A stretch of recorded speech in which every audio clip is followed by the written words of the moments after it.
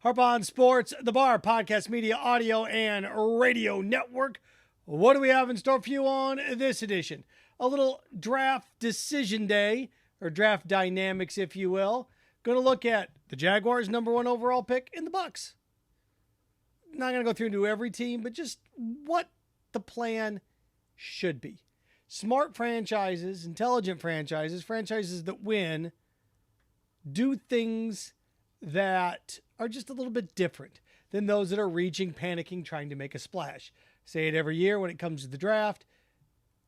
Splash is a term that people love to use. What a splash. Make a splash. Children make splashes. Adults don't. Adults don't make splashes when they jump into the pool. They gradually get in. They sit in the hot tub. So we're going to look at that. Also, Mark Emmert, done. Going to walk away as NCAA president. Did he make mistakes? Of course he did. But he's not the pariah that people make him out to be. The guy was in a lose-lose situation. He was a guy at a time when this massive transition was taking place. But Emmert's Evac, combined with two things that are going on right now, NIL and portal problems. You know, people root for this. People love to hate the NCAA. I'm going to tell you why. The future is going to be so much worse. We are entering a corruption era of college sports. The fact is, most people don't care. So we're going to look at that as well. Remember, follow, share, like, subscribe at Harp on Sports, Twitter at Harp on Sports, Instagram, podcast available for you. Harp on Sprouts, The Bar, Buzzsprout, Spotify, and Apple Podcasts. And of course, Harp on Sports, the Facebook page, Harp on Sports, the YouTube channel, and harponsports.com. All right. Going to start off with the draft first. Draft is coming up. Jags sit at number one. Okay, what do? Not a great year to be at number one when, basically we're kind of toying around 5 different guys that could be the number one pick. Okay, now what? Well, now you're the Jaguars. If these 5 guys are really that indispensable, that plug and play, don't you have to draft the guy that protects the future? Don't you? I mean, I look at it this way, and now concerns are popping up about Evan Neal and his health concerns at Alabama. These things start to leak out a couple days before the draft. Why? Because people don't want you to buy and fall in love with guys. They want guys to move around. The safe pick is Aiden Hutchinson, isn't it? That's the safe pick. If you're Jacksonville, you can combine him with Josh Allen, and here you go. But to me, the bigger concern is we got Cam Robinson up front. Oh, he's your left tackle for the future? Or are you planning on in free agency going to address that? Maybe trading for one next year? What? If your number one priority, and you're the Jaguars, is to protect Trevor Lawrence, then you have to draft an offensive lineman at number one. Are you going to draft one at 33? Are you going to trade up and get one? I look at this, and what are we seeing? Either, and I'm going to butcher this, Aquanu? No, it's Aquanu. The big offensive lineman from NC State, or Evan Neal? I mean, what's the plan here? And if they draft Hutchinson, it's safe, it's simple. But if the goal is to protect Trevor Lawrence, and went out and spent some money in free agency on the offensive line, right? Went out and spent some money on guard, but can you ever have enough offensive linemen, at least at that level, to protect those guys? The Buccaneers made an investment to protect Tom Brady. The Chiefs made an investment to protect Patrick Mahomes. Look at the Bengals. Oh my gosh, what the Bengals just almost did to Joe Burrow. Joe Burrow tears his ACL, then he comes back and gets pounded to death en route to a Super Bowl appearance. Like, wait a second, maybe we need to draft some offensive linemen. Yeah, you think? So I look at the Jaguars here. The safe pick is Aiden Hutchinson. But wouldn't the smart thing to do would be to draft an offensive lineman? Well, these guys aren't number one pick worthy. So what? Sounds like nobody is. I can't remember a year where 5 different guys could go number one. I can't. I can remember years where like, okay, this guy could go number one. This guy may go number one, but we kind of have a consensus. Right now, we've got 4 or 5 different guys that could go number one. It's remarkable. So that's what the Jaguars should do. And then whatever they do, you do the inverse, don't you? At 33, if you go Aiden Hutchinson, don't you have to come back to guard or tackle? I don't know if Jawan Taylor's going to work out long term. He's entering the final year of his deal. He's your right tackle. Don't you draft a left tackle then at 33 and play him at right and maybe move him to... You got to start thinking about things like that. So if they think they can get value down there at the end of the first, get it at the end of the first. If they go Aiden Hutchinson, then come back at 33 and go offensive guard, offensive tackle, okay. I get it. But for everything that we're hearing, there's not that much of a difference. Anybody can go in the top 5. That isn't an offensive line. And then I look at a team like the Bucs. To me, it's pass rush for them, right? Just look over the years, the guys that they've had up front, and Ndamukong Suh, Jason Pierre-Paul, they're all long in the tooth. They need pass rush help. In the last few years, what have they done? They've gone offensive line. They built up around Tom Brady. Okay, you've built some receivers. Who knows? Gronk's going to come back. If he comes back, he's going to come back and play for the Bucs. He just is. So you start to think, okay, the Bucs approach here? What do we have? Ajabo up front from Michigan, or the Karlaftis kid from Purdue. It's got to be one. It's a rush end of some sort for the Bucs. And people, we draft the best position available. What if you don't need that position? You draft him anyway. That never made sense to me. I use the analogy every single year. It's like going to the grocery store and having $5 and you need bread and milk, and you go in $5 and it's like, oh, okay, well, look what they have here. Seven cantaloupes for $5. Oh, I'm going to get these 7 cantaloupes. But you didn't need cantaloupe. You need bread and water. Well, this is the best value. This is the best available. Doesn't make any sense. Go to the grocery store for $5. You needed bread and water. Bread and milk. Just an example. Drink, eat. Whatever you want to put in there. I need essentials. How about this? You need diapers. Baby needs diapers. You go in there and you have $20 for a thing of diapers. Like, oh my gosh, look, they've got energy drinks on sale. It's not going to do you any good, right? Well, this is the best value. Look at this. I can get 10 watermelons for $20. This is the best value. It's the best available. Doesn't mean it's the right thing to do. So we'll see. But the Bucs should go defensive end or rush end. Again, I look at this. Ajabo or Karlaftis from Purdue. It's about building foundations. And then with the Jags, we'll see. But if there's not that much difference in its offensive linemen. So there's at least little draft dynamics going into this thing. What do I think the Jags are going to do? I think they're going to draft Hutchinson. And if you come back offensive line at 33, that's fine. But they start waiting to draft like the 3rd or 4th round to draft offensive linemen. And I know they've swung and missed on Jokel. And Cam Robinson was what? The 2nd round pick. And then they came along and got Jawan Taylor in the 2nd round, and it really hadn't worked out for them. Just hasn't. See what they do. Remember, they need help up the gut too with Linder retiring. So I look at that, and then we shift a little bit. The NFL, a big prowess to me. It's just the truth. The NFL draft this year, it's not exciting going into it. Now, chaos could erupt, all sorts of things could take place, but there's no character. It's the 2013 draft, right? Where Eric Fisher went 1 and Deion Jordan went 3, and we're kind of looking around going, and Jokel went 2. We're like, all right, but there's no sizzle. No, we're not going to know. I'm not going to know if it's going to be great until down the road, development guys and what have you, and who's the guy they find in the 3rd round that's a Pro Bowler. Right? We won't know for a while here, but to me, it's just sometimes there's no hype for movies, right? You look around and go, okay, I think this should be good, but I don't know if it's going to be. Top Gun, 2nd Top Gun movie. We've been waiting forever. I don't know if it's going to be any good or not. The draft just doesn't, and it's because of lack of quarterbacks. Quarterbacks drive this thing. They just do. And drama around quarterbacks drive this thing. All right. Switching gears from that to this, because these two next two things are connected. Mark Emmert's evacuation going to end his reign in charge of the NCAA as president. Remember, he replaced, was it Miles Brand? And there's been ugliness around Mark Emmert. I think at times Mark Emmert's been treated unfairly, but you tie that into what's going on with the NIL and the portal problems and the NCAA. Look, we've kind of made it toothless. They bear some of this. They've tried to hold on to amateur status. Basically, what you have here is you have the major conferences, each with their own commissioners, doing their own TV deals. Roger Goodell does the TV deals for the entire league, the league as a whole.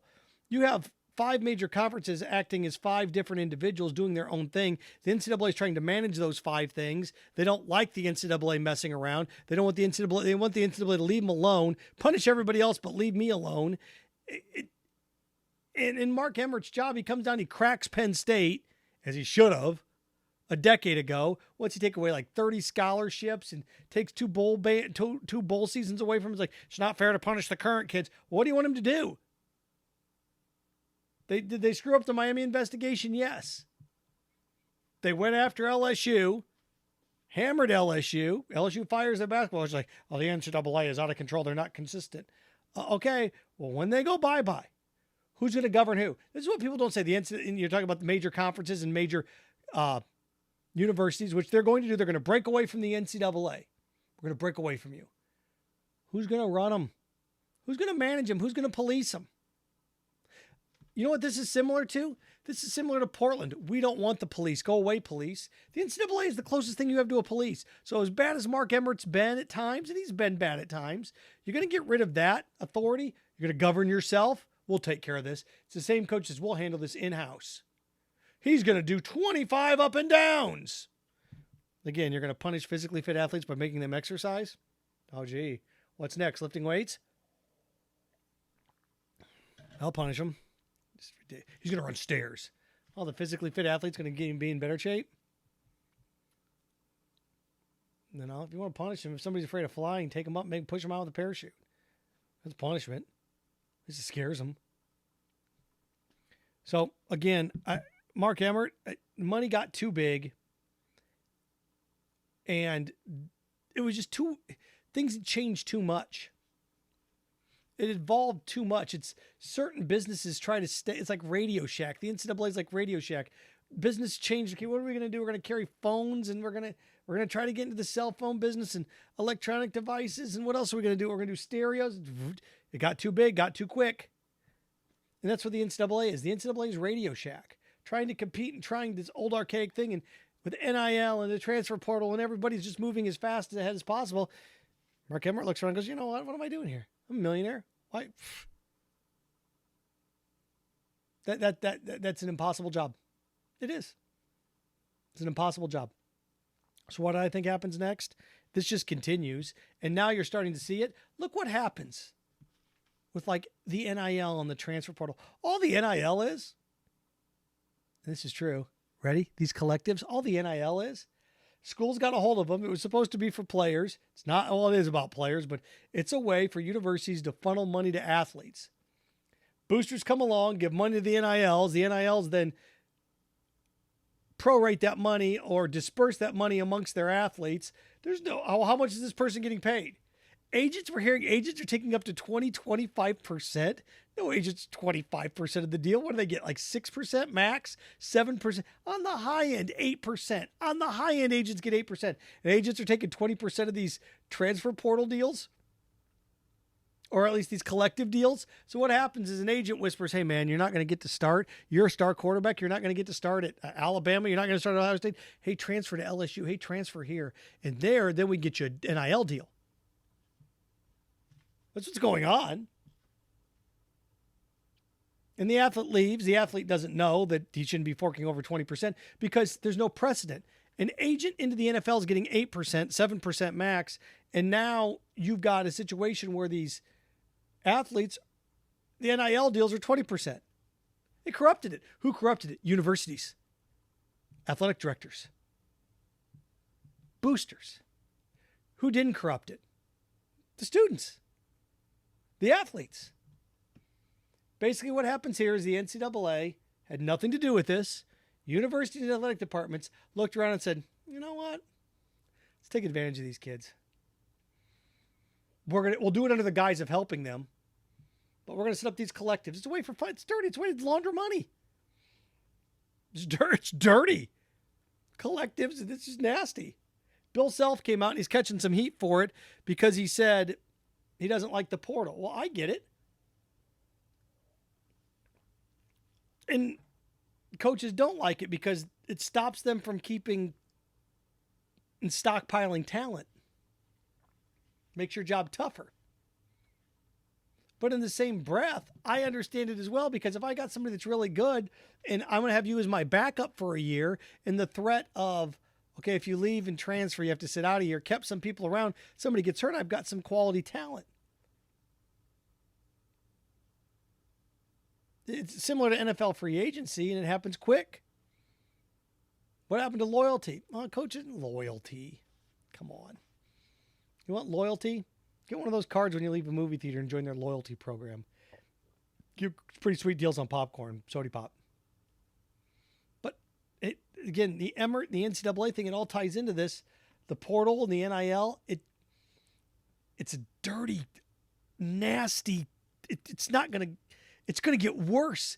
And when the NCAA loses its teeth, which it's losing right now with Mark Emmert, any authority figure, people are like, I'm glad that he's gone. It's going to be a lot worse without him. I'll give you an example. Pick any SEC school. Let's say they get caught cheating. Who's going to punish them? Let's say boosters are just flat out paying athletes. NCAA's gone. Who's going to punish them? Who's going to punish Tennessee? The SEC as a conference? Here's what happens. Let's say you're a couple of big dogs in the conference. Let's say, again, let's use this for example. Let's say you're Alabama and Texas and Florida, and you get caught doing things.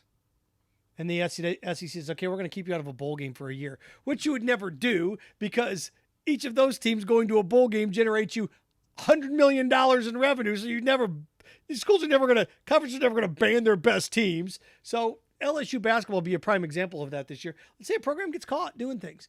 In the SEC, as an example, let's say Texas, Alabama, Florida get in trouble. Could you imagine for 1 second the president of the SEC coming out and saying, all right, you three are banned for a year. And those three conferences, or those three schools look at each other and go, fine, we'll just leave and join the ACC.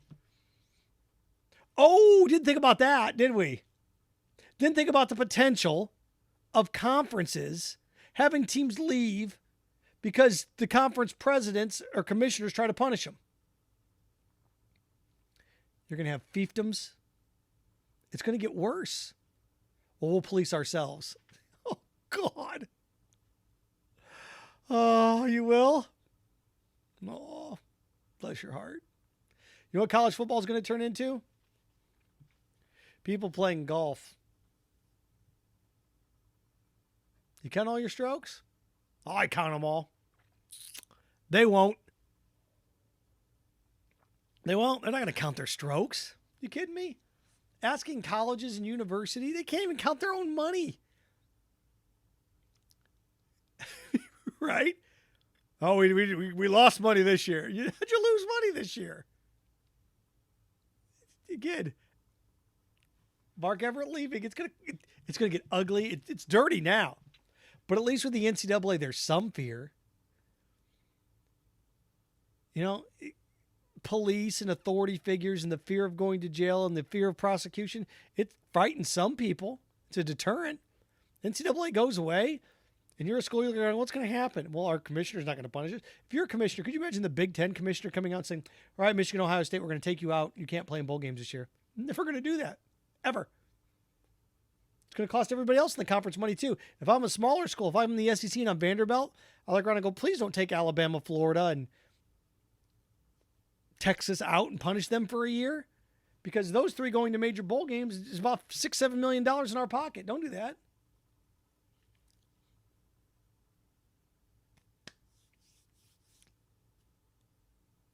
It's just nasty. It is. It's just dirt. Corruption's the wrong word. Chaos is the right word. It's already corrupt. The portal. What people didn't see is the portal and collectives and NIL merging. And that's what's happened. Portals, collectives, and the NIL have merged. And boosters are now using the portal to pay athletes NIL money. Come here, we'll get you this. Come here, we'll get you this. Come here. You can sit there and say it shouldn't be used in recruiting. May not be used in recruiting, but it's used in taking guys from transferring. Collectives aren't being used in recruiting. If you want to sell that, go ahead and sell that. But I'm not buying that you're selling a brand new car at a garage sale. But what I am going to buy is you're using the collective to take money and get teams or guys to transfer and come there. Why wouldn't you? If I were a star player, if I were back up at Clemson and I'm at Florida or Florida State or Miami or Texas, if I'm going to start at Clemson and I'm Texas, and I can tell you, hey, man, I know you're not going to get a start there. You should be starting on the offensive line. You're not. Why don't you come here? We'll get you an NIL deal. We'll get you. You can come here. You can play right away, and we'll get you $30,000. At least the NCAA can look at this and go, okay, we got to fix this. When they're gone, what then? Everybody likes the idea of police officers leave us alone. Police officers leave us alone. Someone breaks in your house.